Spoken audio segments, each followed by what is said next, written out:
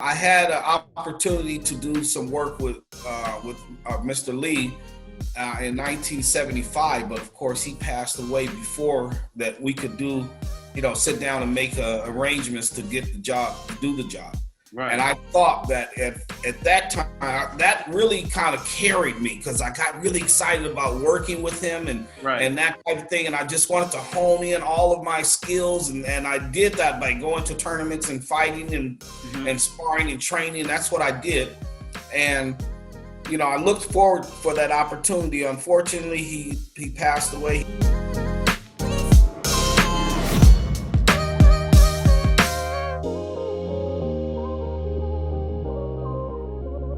Well, I actually started my martial arts training in Louisiana by way of my uncle. Okay. And when we came to Los Angeles, I continued my training at that time. Okay. So what was that? So could we say that your uncle is the one who inspired you to start the martial arts, or? I would say, yeah. He was a military man, and he came out and he started teaching me and showing me different moves and things like that. And I started liking it. I really got hooked on it, and that was all that it was told. That was it. After I got hooked on it, it was a wrap. What was like your first styles? What do you remember the style he introduced you to, or? It was more Shotokan and Okinawa style training. Okay. Because he was in the military, he was over in the Philippines and learning different techniques from over there, training and stuff like that. So when he came back from the military, that's basically the type of training that I learned from him. Awesome. At that time. Mm-hmm. So were you now many martial artists from your era and even today were inspired by Bruce Lee? Was that your case, or was it somebody else, or that kind of made you want to go towards a film route or anything like that? Not really. I enjoyed Bruce. I admired him. I thought he was, and I still think he's one of the best martial artists of all times. However, I had some great martial artists myself coming up. People such as Steve Sanders, which is now Steve Muhammad. Great competitors such as Craig Smith. Instructors like Cliff Stewart, Jerry Smith, Dr. McNeil. Those are people that trained and showed me a lot of my training that I have today. That is so awesome, man.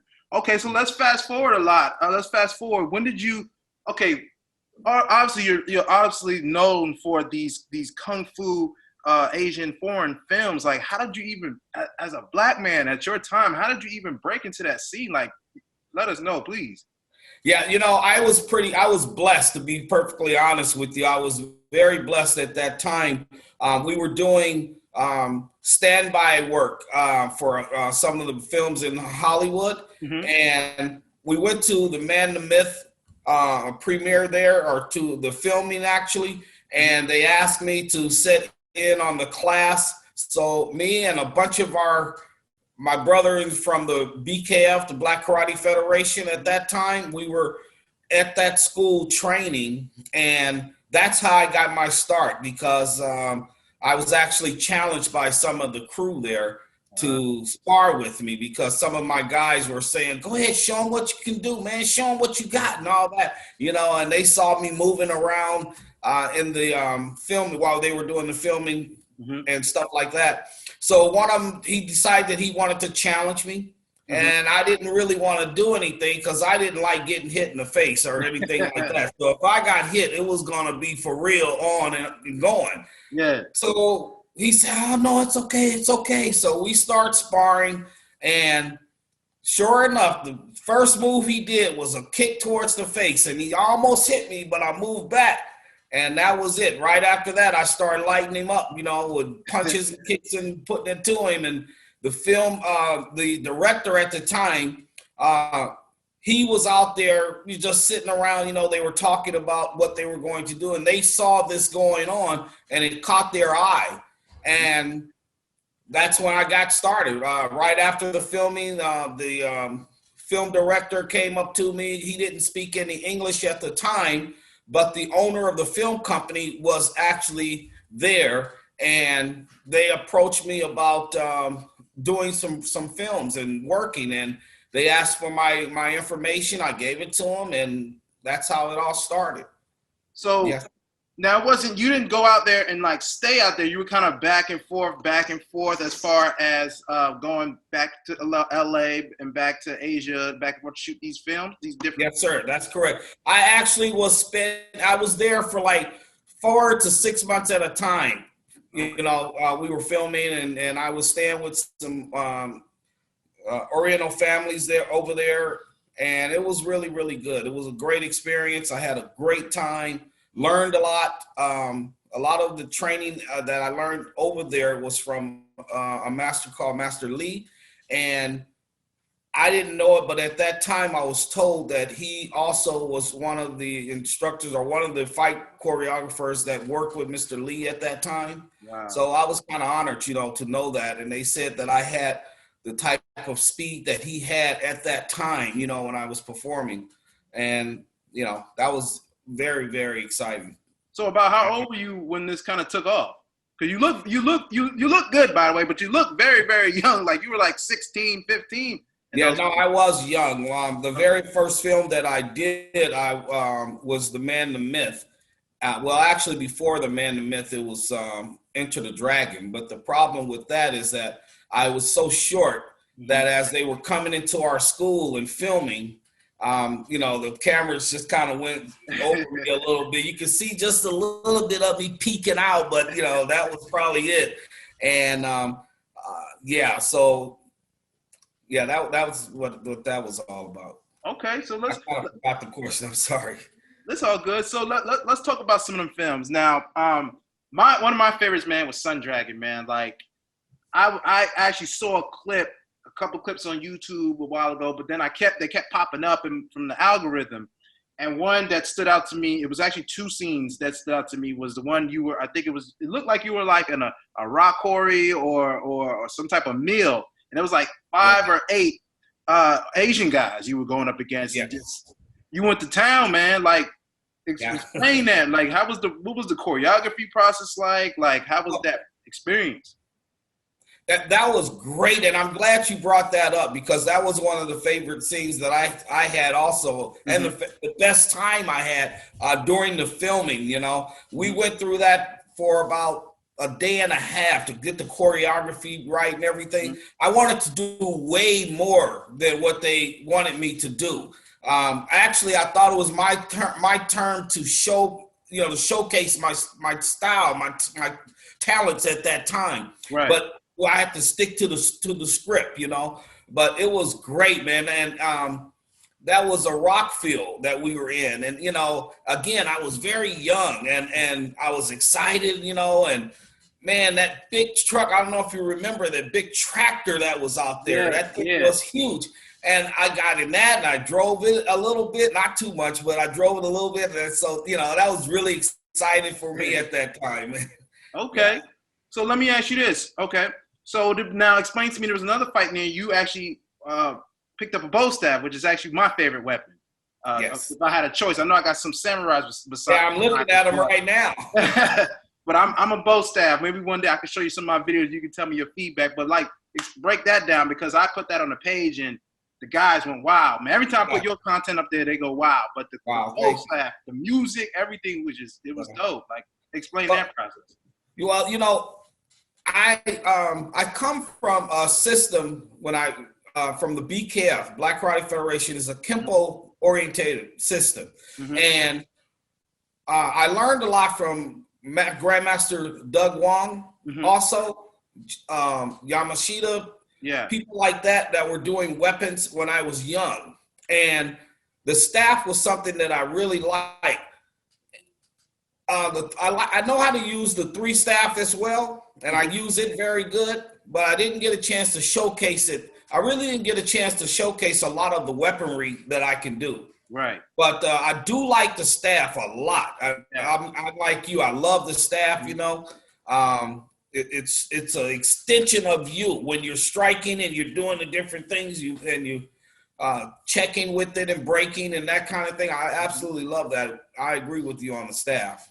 Yeah, that was really sick, man. So you're also good with the sword, and is there any nunchaku? Is there any other weapon that you like as well? Obviously, yeah, I can do the nunchucks right very well as well. Okay. Speaking of that, there's a lot of clips that are out there on the internet and stuff like that with me executing the two-hand staffs Mhm. and the nunchuckas and stuff like that.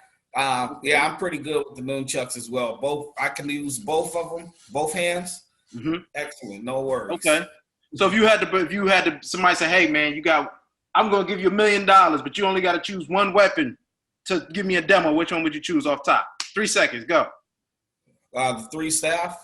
3 staff. Okay, cool. I think I use the three staffs because I like the fact that you can twirl it around, and a lot of people can't use that staff. You can turn it around, you can fire with one, check with the other, break, lock. You can do a lot of different things with that staff, and I love that. That's cool. Okay, so now we did bring up the fact that you were in a different territory. You're in a different market. There were not a lot of people like you who look like you, and then within this era, it's still, I'm sure there's still some type of conflicts there. Was it any type of discrimination or pushback that you received because you looked or moved different, or just was a foreign or anything like that? I have to be perfectly honest with you. At that time, I was received very well. I was received very well by the crew, the staff. Everyone had a lot of respect for me. Again, I was very young, and I was in a foreign country. I didn't speak any Chinese whatsoever. Okay. And very few of them spoke English. So they protected me from outside people coming in and stuff like that. There was just one incident that I did have, which was with one of the extras. One of the young ladies that was there said some very nasty things about me, and I thought that was, wrong that she did that, because she claimed that I didn't like Chinese people. And it was like, how could I not like Chinese people when I'm out here working? These are people that gave me the opportunity. What are you talking about? Right. And they were, very protective of me from her, and people like that. I had situations where we went to a village. I was in Taiwan, and we went to a village outside of the city area. They had never seen a actual black man before. Wow. So that was kind of scary, because half the freaking, all the people in the little city that I was in, it's like I had 400 or 500 people walking to come and want to touch me, want to touch my hair and stuff like that. That was kind of tripped out. And the only black person that they saw was, the toothpaste that has the black man on it. Oh, okay. I think I know what you're talking about. Yeah, that's the only thing that they had that simulates any type of a black person. And to see me, they just wanted to touch my hair just to see and touch me, that type of thing. Real and all that. Yeah, see if that was amazing to them. So, yeah. But in terms of any negative feedback or any racism or anything like that towards me, I didn't that's have good. any. I'm really glad to hear that. I'm really glad to hear that. Yes. So let me ask you this. I'm checking out your IMDb page. You know what I'm saying? This movie I can't pronounce, Shu Zi Achu. Then you have Sun Dragon, Soul Brothers, Kung Fu, and then you have Bruce Lee, the Man, the Myth. Yes. Out of those 4 films there, which one was your favorite to work on? I think the Sun Dragon or Kung Fu Executioner, that was my favorite. Okay. Working with Billy Chong. And that was one of my favorite ones, because I kind of got into the groove of doing the films at that time. And one of the things that I learned from Billy was the freeze frames. Like you do a movie, you hear it, whoop, and you got that shot coming, clack, or the slow motion, bang, and you get those. Those were really cool, and that brought me back to thinking about Bruce Lee, how he would hit a shot, bang, he's doing like that, and doing everything. I think those were exciting shots and for me. Okay. Yeah. Nice. Okay.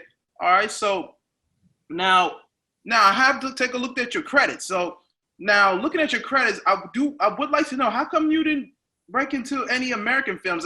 Now this is what's on IMDb. Maybe you have done some and they weren't accredited. But what do you feel like is the reason why you didn't break into more American films? I can't really say, man. I mean, because I couldn't understand when I was done with doing my films in the Orient. I wanted to do some work here in America. I really did. Mm-hmm. However, I had a family at that time, and my commitment to my family was the first and most important thing to me. And I did that, and I didn't pursue my acting career as much as I probably should have. And to be quite honest with you, I wasn't really aware of what the impact of the work that I did, how important that was at the time. I was a martial artist before I was an actor. And I basically came back to the States and started fighting again. That's what I love to do, and that's what I did. I competed and competed and competed. That was it, you know. I had an opportunity to do some work with Mr. Lee in 1975, but of course he passed away before that we could sit down and make arrangements to get the job, to do the job. Right. And I thought that at that time, that really kind of carried me because I got really excited about working with him and that type of thing. And I just wanted to hone in all of my skills. And I did that by going to tournaments and fighting and sparring and training. That's what I did. And, you know, I looked forward for that opportunity. Unfortunately, he passed away. He left us in a, short time. Mm-hmm. But I did want to move forward with my career at that time. That would have been an amazing collaboration, man. Like, yes, I think so, man. I think that, and if you guys had like a nice fight scene, man, they'd be talking about that forever, man. I know. I thought about that. I really did because again, when they filmed Enter the Dragon, you remember the BKF, the black school that Jim Kelly came to? That was our karate studio. Mm-hmm. And the scene that he did in the alley with the police officer and that scene was choreographed by Steve Muhammad. You know, because it was to be perfectly honest with you, there's no knock on Mr. Kelly, but it was kind of whack what he was doing at first, and it was like, yo, and it was like, the hell, and he said, no, brother, why don't you try this? And he showed him how to do the ridge hand and then the hammer fist down and like that. And he said, that looks more realistic and it's real. Right. And he changed that whole thing around, I wish that he had an opportunity to do some real good work at that time. You, Jim Kelly? No, the other guy you're talking about. Okay. Yes. Gotcha. I got to look him up, man. Oh yeah, the great Steve Muhammad. The whole thing was Bruce Lee once said he had the fastest hands that he ever seen. So wow, that tell you a lot about that man. That's crazy. Now speaking of Mr. Jim Kelly, these are him and Ron Van Cleef were kind of the guys out around your time, and I'm probably going to catch heat for this, but I think you're better than them. I'm just going to be honest, man. I'm this new generation, and I watch a lot, and I was just like, man, like I personally think he was better than them. But aside that, did you guys have any type of collaboration? Were you guys in communication? Did the fans put you all against each other? Like, what's going on? Tell me that era when like you guys were like popping. Yeah. Well, in that era, again, I was a martial artist and I wasn't into the film business as much as the great Jim Kelly or the great Ron Van Cleef were at that time. So it was a difference there, but I do respect both of them. I really do. And I'm in contact with Mr. Cleef right now. I'm in contact with him, and hopefully one day we'll all get together and collaborate something. Well, of course not with Mr. Kelly, but with Mr. Cleef. Okay. And I was just in a virtual panel with Billy Mhm. Blank Mhm. and Michael J. White and those guys, and that was fantastic. Yeah, I That can was imagine. great, man. I missed And that, man. Robert Simeon, yeah, I mean, and I'm so proud of him, man. I mean, Robert is such a great brother, man. You Mhm. know, he went to Hong Kong and stayed for 10 years and worked with some of the best, Right. the Shaw brothers, and you know, he's a great guy. I like him.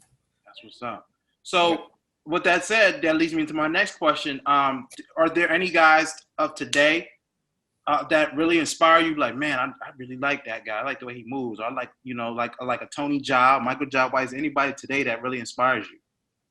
Yeah, you mentioned Michael J. I like what he's doing. I really like what he's doing, and I've told him as such. Mhm. Um, I like Wesley Snipes. I like Wesley. I like the way he was moving and doing things, and he was also being tutored by the great Steve Muhammad as well at Mhm. one time.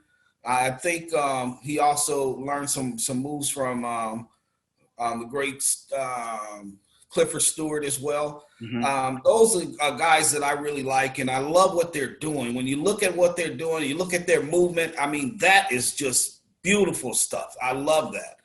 So Yeah, those are the guys that I'm looking at right now. that's And I mentioned that what is the guy name? Um, Matt Damon. Oh, really?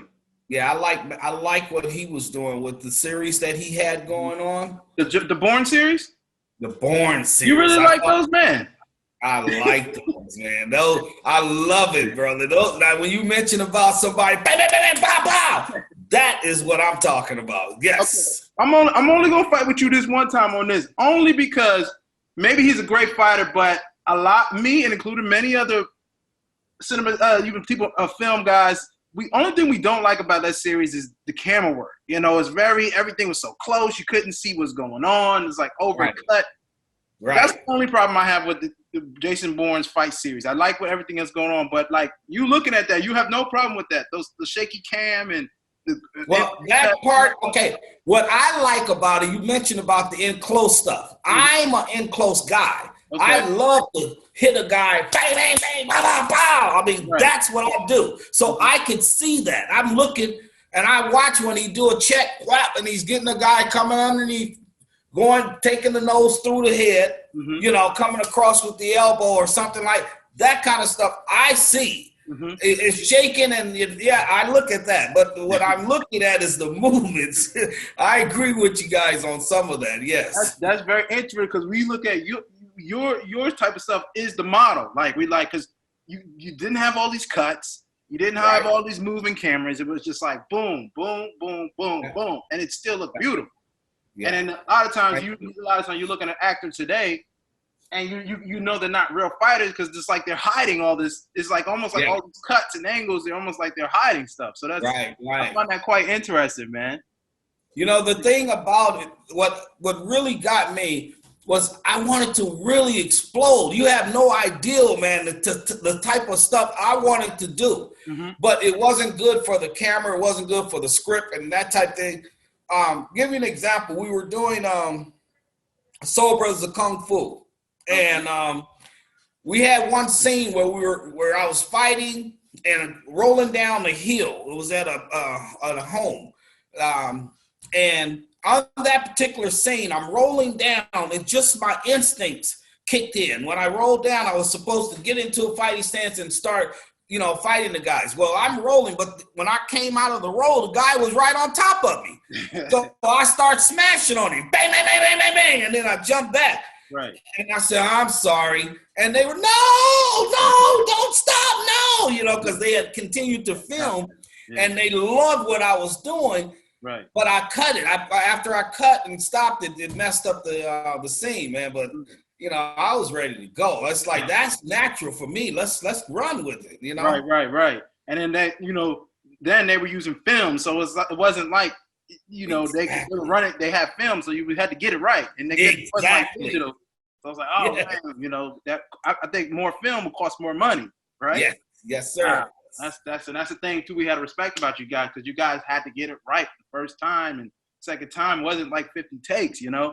No, you practice for about, it depends on the increments of the style. There's the movement. You practice for maybe 25, 30 minutes, getting it right and getting your timing right and everything. And then the film starts, you know, and then if you get 2 takes, you know, they're like, you know, because of the film and like you said, but yeah. That's cool, man. So, okay, so you talked about Ron Van Cleef, you talked about Jai White. So are we getting a collaboration? Any upcoming projects we can look towards? Can we see Scott move one more time on the big screen? Well, we hope to. We hope to do something. We're not in negotiation, but we're talking. You know, and we're thinking about some things. And you know, by the grace of God, man, we'll get a chance to get back out there and do something and let the people see me one more time. It'd be a fantastic thing for me to get out there and execute some stuff and maybe bring something new that they haven't seen me do before to the screen. I would love to do that. That would be sick, man. So one of my personal dreams is I would like to see like an urban version of the Expendables, man. If something came about like that, would you be down for something like that? Absolutely, I would. You hit the nail right on the head, man. I mean, just imagine you have some guys like me, Jai and Van, and then Wesley, you know, and you get some Billy in there, and you just get going, man. And we start taking people out. Yeah. Okay. In a stylish way, you know. The world will be ready for that, man. I don't know, man. We might have to get them ready for that, but that would be incredible, man. Yes, okay. Now, I always like to, you know, end on something really positive and that we could leave the viewers with. So I'll have to ask you this, man. Would there be any advice you would give to any upcoming action stars or martial artists or fighters? Is there any type of advice you can give them, whether it's personal and professional advice? Well, personally, I would say, you know, always believe in yourself. First of all, believe in yourself. Don't listen to the doubters and work hard. Work hard. Hone your skills in. Very much hone your skills in. One of the things that I personally cannot stand is to look at somebody throwing a kick and it looks like they're 75 years old trying to throw a kick that an 18-year-old kid would do. Right. You know, keep it simple. Make it real when you're doing something, when you want to show something. You know, I'm almost 60 years old. I'm telling my age. I'm almost 60 years old, and I'm not going to be doing any spinning hook and heels anytime soon. Right. I'd rather break you down from your knees and then bring you down like that, not go up to the top and bring it down like I used to do. I could do it, but I wouldn't want to. Got you. Now, if there's any advice you can give on a professional career level, anything like that? On a professional level, I would say do something that I didn't do when I first started. And I know times are different now, but get yourself a good agent, you know, get a good team around you and somebody that's going to guide you in a positive way. I didn't really have a team to guide me at that time in my career. But that's important to have a good team to guide you and tell you what's the best way to move forward with what you want to do. Okay, man. Well, Mr. Scott, man, first of all, I just want to thank you once again, man, for joining me and Black Action Stars for, you know, sharing us your story, your input, and hopefully we get to collaborate, meet again. I'm actually in LA, so maybe after this whole thing comes down, you know, this pandemic, you know, maybe we can catch a drink or something, man, and talk a little. Sounds good. Yeah. Sounds real good, Jordan. Yeah, that's great, man. So I want to thank you again, and you have a wonderful time, man. Thank you, my brother. Take care of yourself and have the fans to go to my Facebook and send me a message. And that will be under Carl Scott, of course.